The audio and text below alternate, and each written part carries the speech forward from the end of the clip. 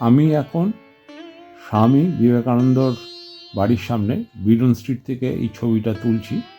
তো আগামী সোমবার দিন ওনার জন্মদিন, তাই এই বাড়িটা খুব সুন্দরভাবে লাইট এবং ফুল দিয়ে সাজানো হচ্ছে। এই স্বামীজির মূর্তি দেখতে পাচ্ছি, so nicely decorated with flowers.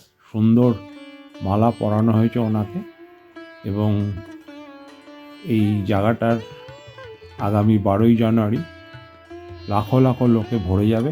সবাই শ্রদ্ধা জানাতে আসবে স্বামীজিকে। সামনেই দেখছি অনুষ্ঠান সূচি, কটায় কি হবে সেটা এখানে লেখা আছে।